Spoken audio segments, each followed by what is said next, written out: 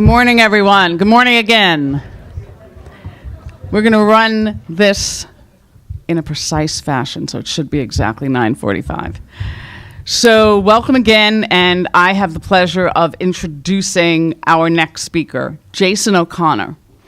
He is the Vice President of the Analysis and Mission Solutions line of business with Lockheed Martin, Information Systems and Global Solutions, Defense and Intelligence Solutions product line. So he's responsible for the leadership of a $1 billion portfolio, which includes engineering, development, analytic, and service contracts serving the intelligence, defense, analytic, and commercial customers.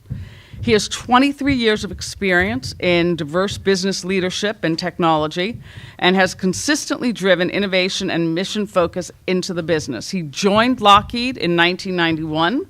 He is a Lockheed Martin qualified program manager and an ISGS certified information systems architect.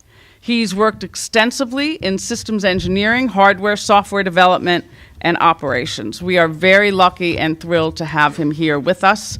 Thank you, Jason, for taking the time. All right. Thank you very much. Thanks. All right. Good morning, everyone.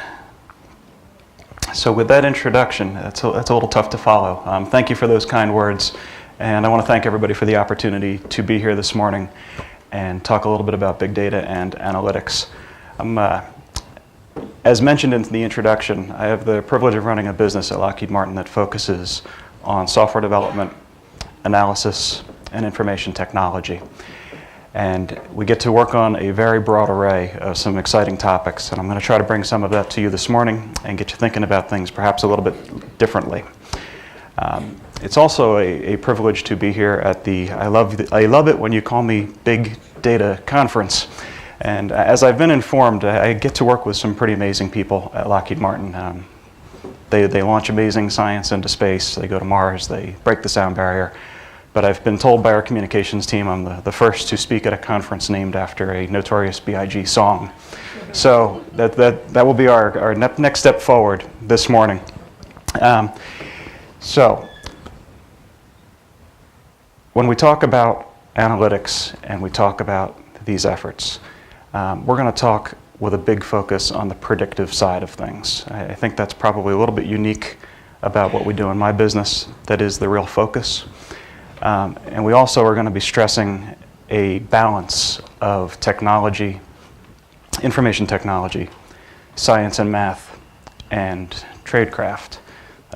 Those skills that bring these things together to go ask the right questions, to make sure that we're focused on the right things. And really what we're going to be talking about is topics this morning that focus on saving lives, whether they're lives on the battlefield or whether they are healthcare improvements. A lot of the same technology is being applied through our efforts. So we're going to talk about the changing landscape of the data world. We're going to talk about how our mindsets, when we think about data and we think about data applications, need to evolve. I think we can all say they are evolving, they are changing. We're thinking about data differently, but I think we're just getting started. I'm going to lay out about 4 use cases, 4 examples of what we're doing with big data and analytics at Lockheed Martin. And I hope those will set a frame in your mind that you might think about other applications for these technologies. And then we're going to talk just very briefly about where we're going. I think there's a very broad horizon in front of us, and we will talk about the incredibly exciting and wonderful. We'll talk about the good, the bad, and the potentially ugly that can come out of these technologies just a little bit and send you off with some thoughts. If anybody doesn't make it through this briefing this morning, if you get called away, if there's one thing I'd like you to take away, it's that I need to mute my cell phone, which is the first thing you should do when you're giving a presentation. I'd like you to take away from this that I really do believe this topic of big data and analytics is different than so many of the other topics we talk about in the IT and software world. It is truly important. It can truly improve the safety of human beings. It can improve lives. It can do an awful lot for us. I think we look around us, it is already impacting economies, education, health, society, and our culture. So it is important, and I hope you take that away from the conference today. I get the comment frequently when I give these talks about, oh, well, predictive analytics. It's nothing new. It's been going on for centuries in math, statistics, and probability. They've been around forever. And I respectfully disagree with that. I think this is fundamentally different when we are operating at a scale and a speed and with a data resource that we have today. We are truly able to do new things. And I would argue that if big data were the internet, and analytics, big data and analytics were the internet, I think we're somewhere around 1994, 1995 on dial-up. I think we're just getting started with where this is going, and I think it's incredibly exciting. I also get asked the question, I'll hit this one right up front, how'd you get interested in this topic? So I've already been dated, you know, when I started working at Lockheed. So I'll bring you back just a few years prior to that. 1995, Super Bowl 19. These were days when the halftime show at Super Bowls weren't really the cultural phenomenon that they are today. So it was San Francisco versus Miami going into halftime. It was 28-16. And I thought that was interesting. San Francisco was up, and I was bored. It was a small family get-together. So being, I think, a young teenager at the time, I excused myself, went off to play, and jumped on my Commodore 64, the powerhouse big data machine of the time, and wrote this little basic program trying to figure out what would the final score of the game be. I was bored, and I was learning how to program in those days, and I thought it'd be cool to go back and predict that to the family. The computer spit out a score of 38-16. So 28-16 at halftime, 38-16. I didn't tell anybody. I said, well, that's impossible. Can't score 16 points in the first half, nothing in the second half. So I guess I messed up. Now, the truth is, that score was exactly right. And it kind of woke me up a little bit. I was like, wow, that's pretty cool. The computer was just able to tell me something that I couldn't have otherwise known. Now, the reality is, I'm sure I got completely lucky. I am not professing any great sports prediction capability here, but it got the thought process going. And from there, I went on into electrical engineering as a major in college, and an awful lot of that was talking about probabilities. Is the bit a 1 or a 0? Are we in phase, out of phase? What's the correlation? Things like that, all of which led to extrapolation and trying to understand what was coming next. So that theme has been with me for a long time, and I think it's safe to say that things have changed an awful lot, and that's really what we want to talk about. So first off, and I'm sure this came up next door, now you can access basically any data in the world instantly. I'll bet there's a few people in the room who have already looked up Notorious B.I.G. and Super Bowl 19 on their phones. If anybody wants to confess, raise your hand. I know I had to. So that is going to drive change. We've got this non-stop torrent of ones and zeros documenting everything in the world in real time. And that's great. The catch is, if everything's documented in real time and we want to do better, we need to go faster than real time. We need to get predictive. We need to outpace the data itself. And I think that's the real challenge and the real opportunity at hand. So in our industry, in defense and aerospace, we talk a lot about risk management. We work on things that can be life and death. We take very seriously the science of managing risk, which means we really like to quantify it. We like to get to a number. And we like to get to a number so that we can evaluate, are we doing better or worse? Is our design helping things? Is it moving us in the direction we want to go? Whether we're talking about battlefield risk, technology risk, that's a theme that carries through what we do. And it's going to continue as we look through the notion of big data.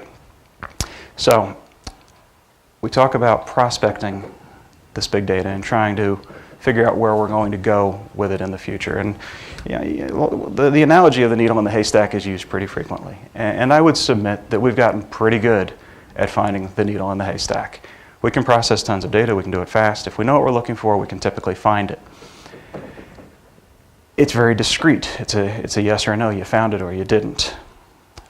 When we start talking about the predictive analytics side of things, it's more a question of knowing where the haystack will be. Knowing which haystack might have a needle in it, knowing where it will be, knowing when that needle is going to get into the haystack. maybe knowing who would want to put a needle in a haystack, because that's not a very nice thing to do, but it's of value to have a good understanding, or at least a good hunch, of what's driving these things. So we're going to talk a few minutes about approach. And whenever we talk about analytics in my business, we talk about these three things. We talk about data, we talk about algorithms, and we talk about tradecraft. And the truth is, in order to do good predictive work, you really need all three. So let's start with the data side of things. We have a long history of evolving our technologies to manage data. Database world has become very robust. Many of us have been trained and learned good ways to manage data. And I think a good way to draw the analogy of perhaps what's changing as we think about data is to think about some of the ways we used to really pride ourselves on data. And those of you who may have worked in the database world, we talk about ACID databases. If you're ACID compliant, you're doing good things because your data is good. And if you don't know what ACID means, it stands for atomic, consistent, isolated, and durable. Atomic. A transaction is all or nothing. It happens or it doesn't. And that is great when you're writing a bit into memory. It's not necessarily good in terms of logic when you're trying to think in the probability space. Yes or no isn't really the answer. It's how yes or how no. Talk about consistent. It means we only write the valid data into storage. We only want the good stuff. And when we're talking about processing huge sums of data, how much bad data we have might be just as telling as some bit of meaningful valid data. So we don't really want to think about good and bad data. We want to think about the sum of it, the correlated points within it, and that could be good or bad. We talk about isolation of data. Two things go on in a data store. We don't want them to affect each other. Well, I think the whole notion of what we're doing here is about the correlation of events. It's absolutely valid for a good relational database. I'm not so sure that that's the way we want to think about big data and the algorithms we're going to use against it. It's not going to be this or that. It's not going to be isolated events. It's going to be what's the meaning of those isolated events happening at the same time. And we talk about durability. Basically, once something goes into storage, it's never lost.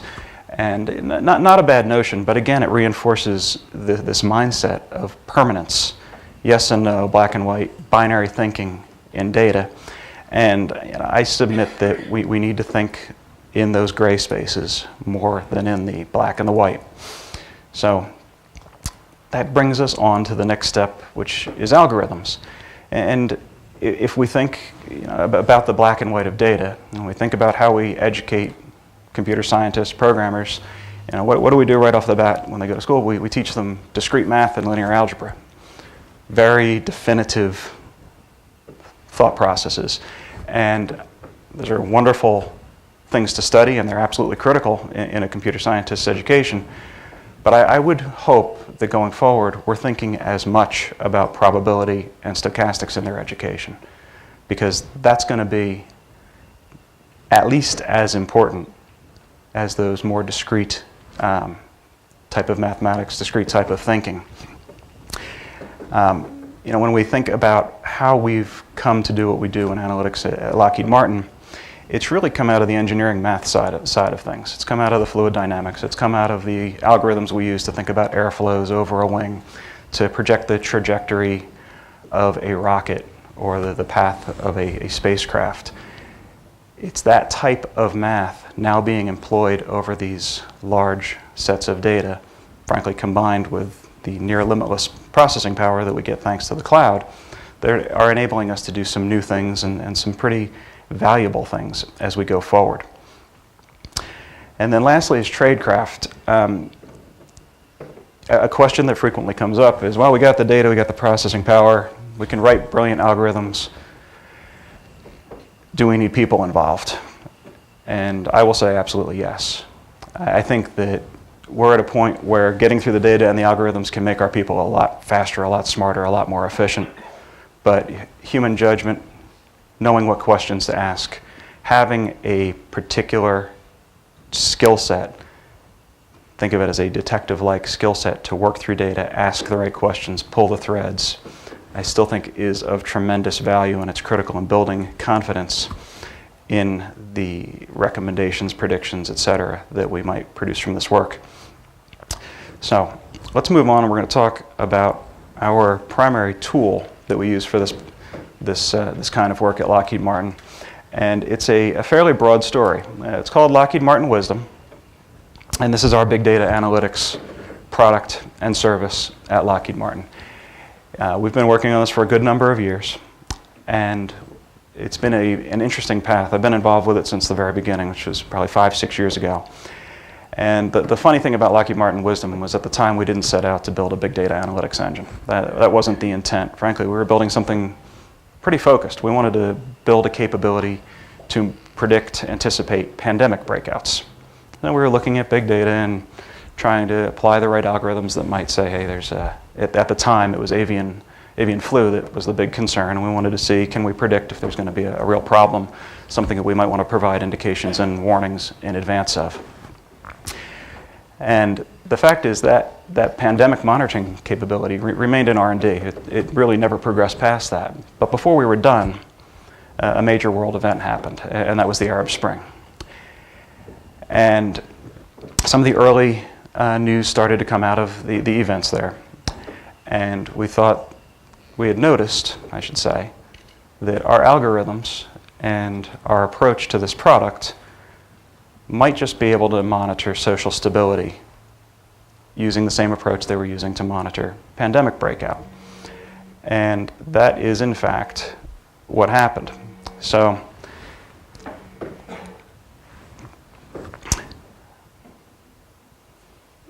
the bottom line is, we turned our tool to looking at these events, and I bring you back to, we like to quantify things. We wanted to quantify what would happen nation by nation through the Arab Spring, and our hope was to do it in an anticipatory fashion, to figure it out before the world did. And it worked. A few examples, we predicted the fall and the civil war that would spring up in Libya, predicted the change of power in Egypt. Probably equally importantly, we were able to predict stability for Saudi Arabia. We were able to work our way around these things, and the approach yielded correct predictions right around the board.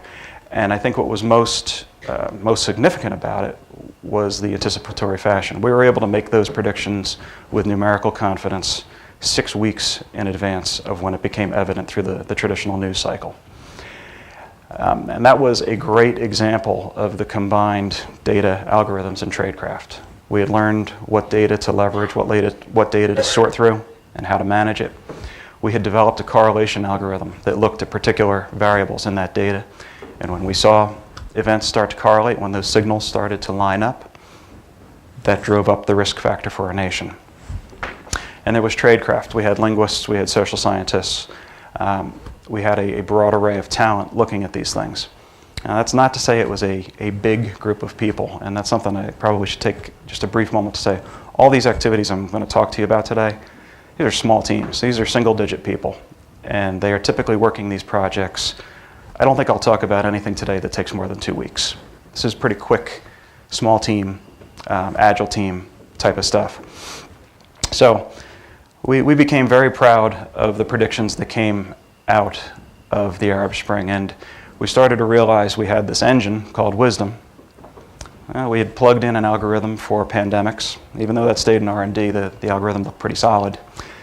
We tried it for social stability, and it worked really well there.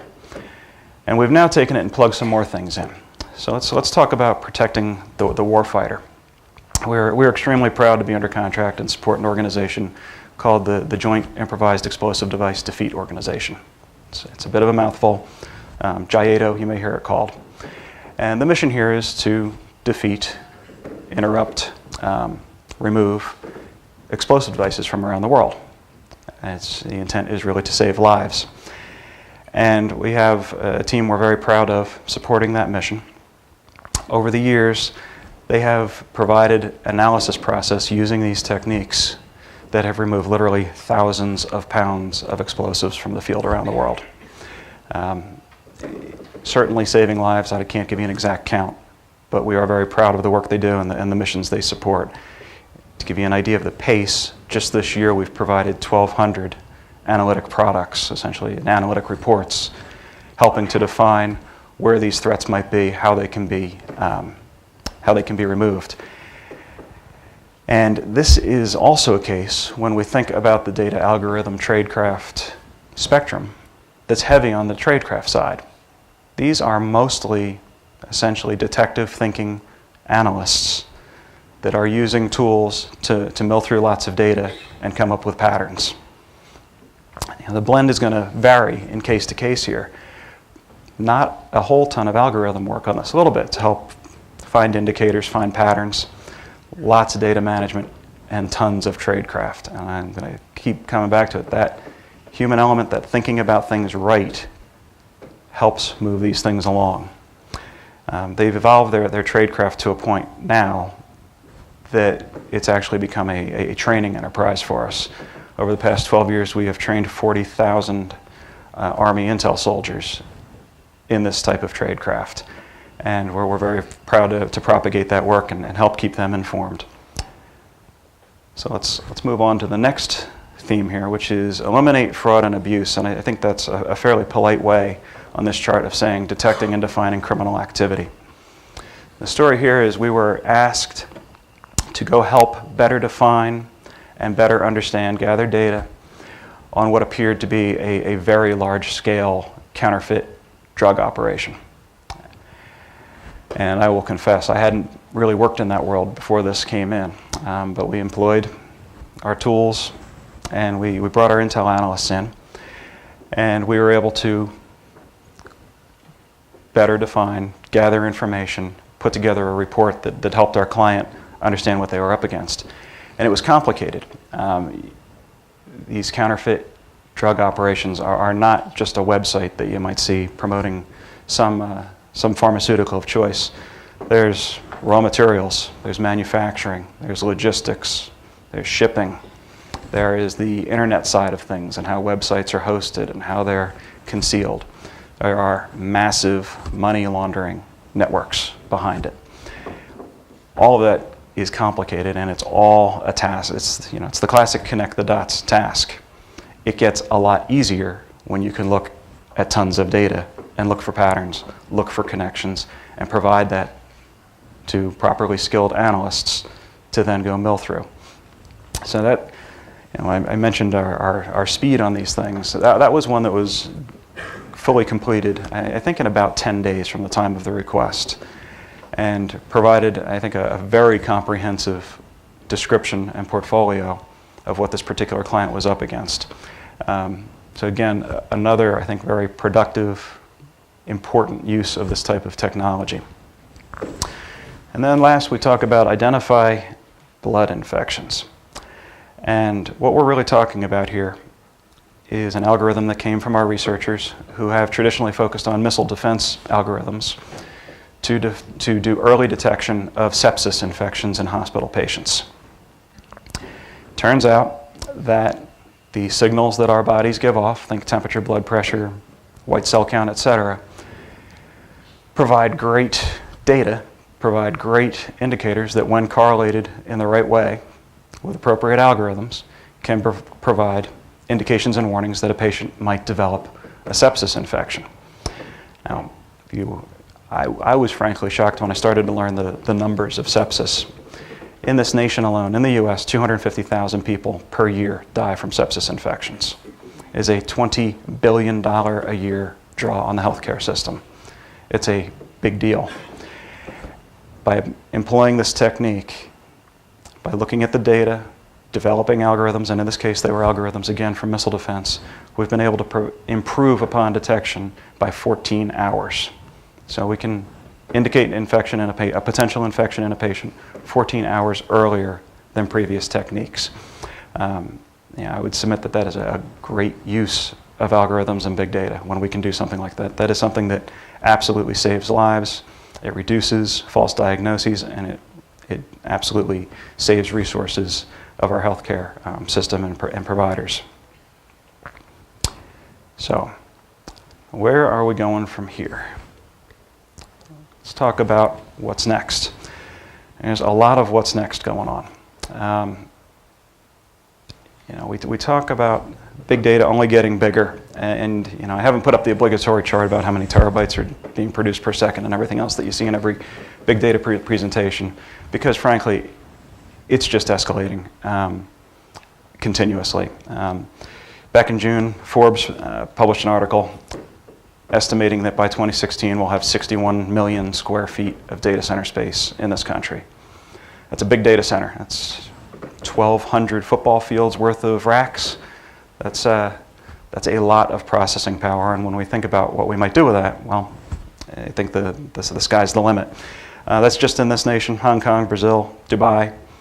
Many other economic centers are building out comparable scale in their processing power.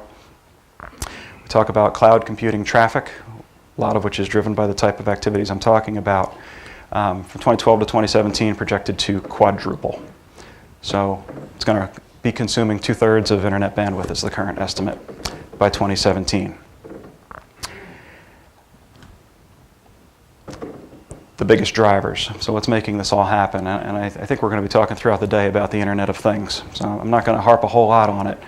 I don't think there's any real secret that everything is becoming a producer of data. It is nonstop. I think we've got an estimate here from Gartner that by 2020 we'll have 26 billion devices connected to the internet that do not include PCs. So imagine 26 billion little devices out there spewing data continuously, forever, and multiplying. It's staggering. I was thinking about what's an interesting or what's perhaps an easy example of why these things are propagating so fast. And I got to think about myself. So I recently got this little fitness tracker thing. I'm sure there's a few more in the room. And I didn't used to track any type of biometric data. Maybe I would have bought a mechanical pedometer and written down steps per day, or let's be aggressive, we'll put it into a web page and I'll track them there. Now, I'm one person with one tiny little device on my wrist tracking steps and calories and foods eaten and weight, activity, when I'm active, where I'm active. All that gets labeled with other stuff like what type of device I'm using, when I did it, what network I was on. So from one little number perhaps of steps per day to all of that being recorded every couple of minutes. And that's an easy one. It's staggering the amount of data, but it is also staggering to think about how personal that kind of data becomes. And I think that's a theme we're going to talk a little bit more about before we get done here. We are all being documented very, very fast. Another Gartner estimate for us, the market for sensing and communication devices projected, I love the specifics when we have them, 36.2% growth next year. A third growth in a year. We would all love to see all markets proceeding at that pace. It's astounding growth.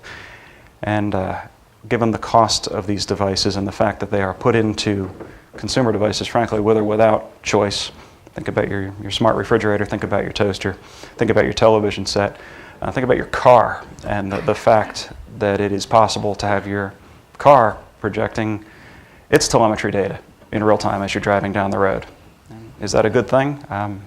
Probably. It's great for preventative maintenance for your car. It's a massive security threat to the operation of your car. It's another data point as we connect the dots about who you are, or who a particular market segment is, or who society is. As you start to bubble this data out and look at it with a wider and wider lens, you find more and more potential applications.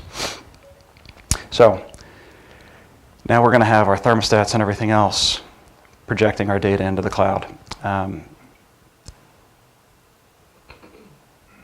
And we will be able to do incredibly powerful things with that. But it does lead, I think, to another question that needs to be integral to the big data and analytics discussion, and that's the cybersecurity side of this. And cybersecurity is probably not even the right answer. It's personal security, societal security.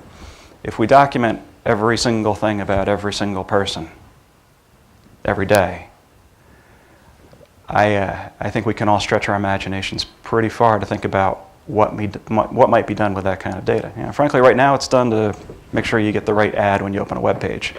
It's innocuous enough. What else could you do with that? You're tracking somebody's fitness regime, somebody's getting in shape, and you know that the average male, when they're 30% towards their fitness goal, they're weak. So you start advertising cookies to them. I don't know. But it's that type of exposure. That's clearly a very simplistic example. But if you can do it with that, what can you say about when is a market susceptible? When is a society susceptible?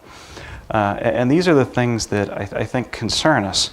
I talked, about how data used to be black and white, and now we're more thinking in the gray areas between. The same used to be applied to cybersecurity, right? It was secure or it was not secure. It was clear text or cipher. We would say if a system was air-gapped, not connected to a network, it was safe. And those notions really don't carry the weight they once did. What's an air-gapped system today? There's Wi-Fi signals all around us. I don't know how you define what an air-gap system is at this point. If it's not Wi-Fi, there's certainly a cellular signal touching you nearly all the time. I flew in yesterday. I was covered by a Wi-Fi signal from the time I left my office to the time I got here, including on the airplane, in the airport, and while driving the car. And we talk about devices producing data. I also want to just also tie in the fact that we're all doing it ourselves. So, I'm sure some of us here in the room put up either on a LinkedIn page or on a Facebook page or put out a tweet that they were coming to this conference today. That's great. We're expressing our interests and we're developing networks of friends and people that we can work with. But again, think about the correlation element. Now, someone could know where you are, why you're there, what type of a device you have on you, what your interests are, and maybe they correlate that with some other data that they're able to get on you. They're able to know an awful lot. And again, that's just at the individual level. You start to bundle that up, you get into some even bigger debates. So what do we do about this? A lot of it is going to really be based on having an appropriate workforce that can take on these challenges. I mean, I'm up here talking about a very broad array of things, right? We're talking about IT, we're talking about computer science, we're talking about math and engineering, we're talking about social sciences and linguistics. We are talking about an incredibly multidisciplinary approach to this topic, and then frankly, being wise enough to take it and apply it to topics where we can really do some good with it. We can get explosives out of the field, we can detect infections and save lives. We can help fight crime. We can do a lot of good things. But in order to do that, we've got to be able to get the right people together to make it happen. Our approach at Lockheed Martin, when we talk about our LM Wisdom product, I have the privilege of sitting right down the hallway from those guys. And it's kind of fun. It's some pure intel analysts. They are non-technical. They're detectives. They know how to think like analysts. We have some programmers. We have a mathematician. We have a linguist. We're able to keep these skills sitting together, and as a very small, again, single-digit type scale team in terms of personnel, turn out algorithms, solutions, and products for customers very fast. That is likely the type of model we're going to see in more and more domains going forward. This idea of different skills coming together, each one needing to be an expert in what they do, but being worldly enough to be able to speak to the others. And that's a challenge for a lot of experts, getting them to also speak the language of the skill sitting next to them. So I think that's a big push. We get a lot of contact from math students in my office when they're thinking about career planning. And I think that's a great place to start. But in order for this whole thing to work, they're all going to have to speak lots of different languages, and I think we need to encourage that. So, with that, we have talked about some of the potential applications for these technologies. I think we've talked a little bit about what's changing. I started out mentioning that this notion of big data and analytics is already impacting an awful lot of things around us. I had mentioned economy, education, health, society, and culture. And I also will harken back to the fact that I think we really are just getting started. I hope you take away from these comments this morning, and we're going to pause, we'll have time for some questions, that we've got an opportunity to do some really powerful things with the technologies we're talking about in this conference today. It's expansive. I'm sure we haven't thought of all the applications yet. I think it's going to be very exciting to see what comes from it. I think we need to keep in mind that as we go through these things, we're also exposing ourselves to a next generation of risks. Think about it as the correlation risk. What is done, what can be done by connecting the dots of the information around you. And I think that that's something we can get ourselves prepared for. I hope you take from these comments, and as you sit through this big data conference, that there's a bigger picture around big data. This is not just about the IT, the apps, the software. It's a broad topic, and I hope you take away that we have the opportunity to do some really great things with this technology and this work as we go forward. So with that, I have about 20 minutes left on the clock, and we can pause and take on some dialogue and some questions if we have them in the audience.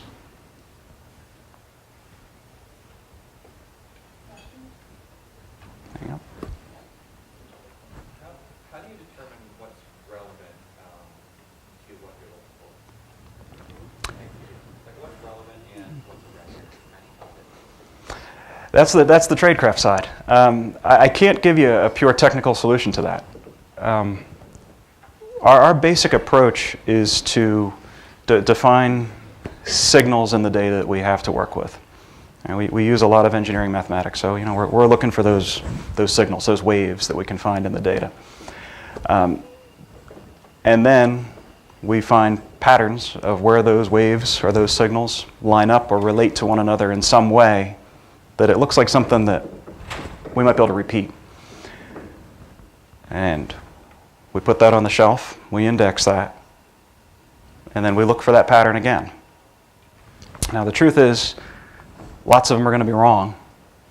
It takes a domain expert, a tradecraft person, if you will, to look at it and say, that makes sense. I've thrown out the example in the past.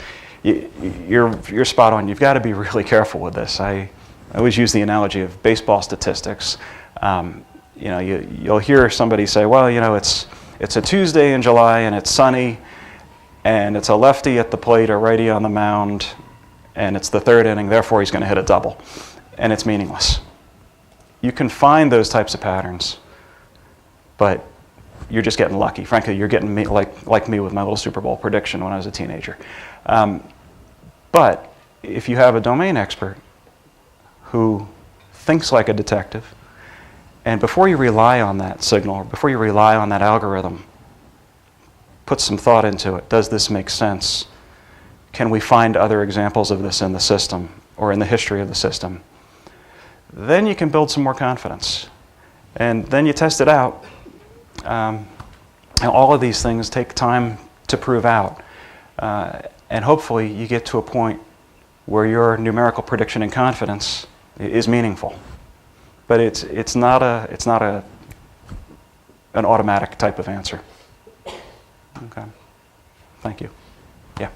I liked your analogy of kind of where we're at in comparison to the internet back in the dial-up days on big data. And from a mindset standpoint, a lot of times when people hear big data, they think of Big Brother. When they think of Big Brother, they think of it in a negative context as the evil side Certainly. of things.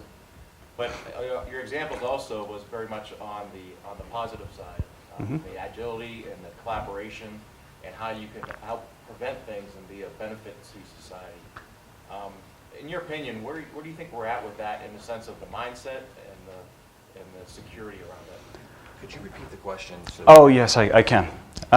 So the bottom line is, if I get this wrong, please. I think it's fundamentally, how do we make sure these tools are used for good and not evil? They have the potential to go both ways. Where do I think it is right now? aside from the pop-up ads on my computer, I think it's being used for good. I think the vast majority of this is being used in a very positive way. Frankly, I can't claim to know of any specifically nefarious, terrible things being done with big data. But I also think about all the great technology we put into our communications and traditional cybersecurity and how all those are turned around. So I do think we really need to be careful about it. I am confident we will see negative uses for it down the road. I really can't tell you what those are, but I can tell you that we all experience this, right? There are parties in the cyber world who know about us because of our actions online. And they take actions against us based on that information. Yeah, I've told the story recently. I've got currently a fourth grade son. But last year, he was in third grade and had to do a bunch of book reports. And he was doing great, and he was using one of the popular online cloud services for word processing, write his documents and store them in the cloud. And it was great. It was free. It was easy to use. He could do it anywhere in the house, on any computer. And he did a book report on, God, what was the first one? It was Davy Crockett. Daniel Boone. I always switch him. And he writes this report, publishes it on his little online cloud site. And not long after, I start noticing that we're getting advertisement for tourism in Nebraska. Traveled the Daniel Boone Trail. Outdoor Outfitters advertising. And I didn't give it much thought. I figured, well, I must have run some searches on the topic and it got picked up. But I found throughout the year, I think he did about 4 reports that year. Every time we'd start to see this. So, is it harmful? No. But does it kind of irk me a little bit that somebody knows what schoolwork a third grader is working on and is taking action on it? Yeah, that is a little uncomfortable. So, again, I worry more about what's done when you start to aggregate more of that data. And I haven't seen it yet, but I do believe going forward, the best way to combat this is to make ourselves and the people working on the good things as smart and as resourced as we can. But I think equally importantly, we've got to make sure that ethics and integrity are part of the dialogue and things we work on, and make sure that becomes a strong part of our culture. Because the fact is, you can do just about anything with technology. We've got to get it in people's culture to do good things with it. Okay.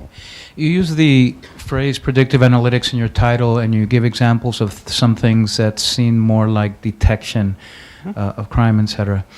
So, in my experience, sometimes it's good to abstract a bit from algorithms and to characterize the body of work in terms of the questions being posed and being answered. So, for the sake of concreteness, one question might be, what's the probability that the variable X will take on value A over the next 6 months? And that would be inherently predictive.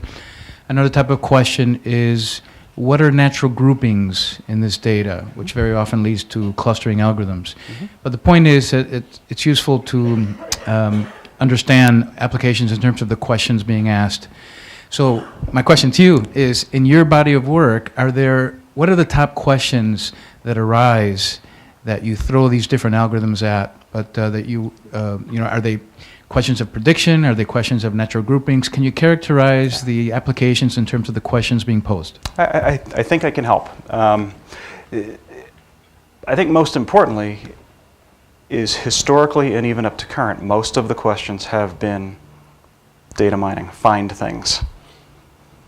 The predictive questions, frankly, are new, and at least in my world, it's customers are learning they can ask for predictive data, whereas historically they've asked, find the needle in the haystack, find out, give us a specific probability for what will happen with the variable X, as you say. But we are now getting more and more the questions of what will happen. I think if you think about the examples today, so find the connections, connect the dots in a criminal network. That's definitive. It's more find the data. the algorithms and the pattern work can help us find connections, grouping algorithms particularly. We can go find where things connect. But what do you think will happen? What's the probability of potential outcomes in a society as we go through the Arab Spring? It's a little bit more open-ended.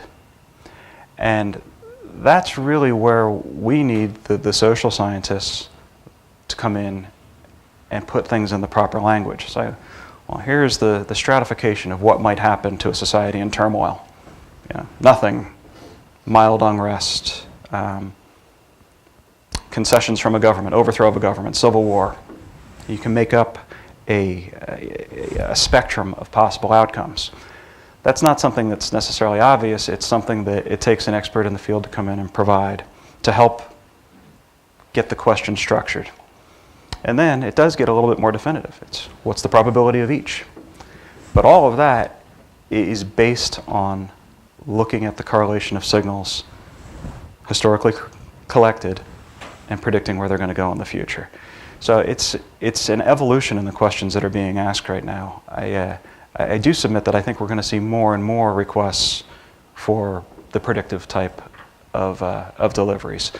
But it does take an environment where people accept the fact it's a prediction. It's not going to be perfect. It'll come with a confidence rating attached to it, but that's probably not going to be 1.0, and we need to get more comfortable with that. And that's why I do submit all of these things require humans at the end to have the judgment to decide what to do with that once they receive it. All right, and I can talk to you some more about specific algorithm type questions offline. I think we can dig into that. Yes, ma'am. I apologize if this is a bit of a repeat question, but on the subject of using data for evil, if we can predict instability in another country, how likely is it that U.S. adversaries are using our data to plan a new age attack against us? I think you'd have to decide what we mean by adversary. But I do think it's very likely that our society is monitored by outsiders. And I really don't know if there's the potential to do anything with that. But I don't think it's very hard for anybody. Frankly, it's not necessarily hard for a computer-savvy high school kid to sit down and make some assessments about trends in a society. So if it can be done at that level, I do believe that there's the risk of grander adversaries using that type of data against us. I cannot think of any specific instances of that, but I think for your question, I don't know that it's happened, but I do think at some point we'll see that type of a use. Could you talk a little bit more about how you might be joining formal scenario analysis and futures analysis with quantitative analysis?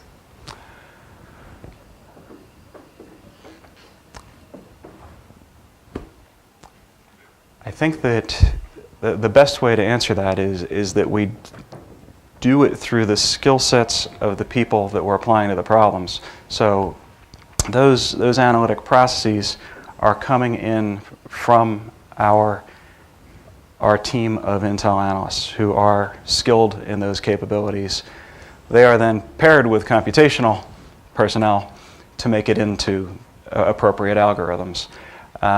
So it starts with the analyst forming the right question and structuring the appropriate analysis process.